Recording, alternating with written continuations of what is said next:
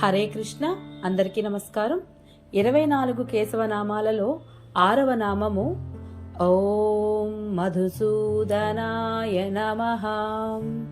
ఇక్కడ శ్రీ మహావిష్ణువు శంఖం, పద్మం, గద, చక్రంతో అలరారుతూ ఉంటారు.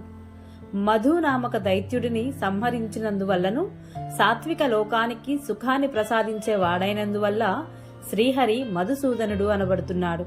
ఈ మధుసూదనుడు వాసుదేవ మహామంత్రంలోని వా అన్న అక్షరానికి, గాయత్రిలోని రే అన్న అక్షరానికి, త్వక్ తత్వానికి, వైశాఖ మాసానికి, శుక్లపక్షంలో కుడిస్తనం మీద ధరించే నామానికి, కన్యా రాశికి, మధుర భక్ష్య విశేషానికి నియామకుడుగా చెప్పబడుతున్నాడు.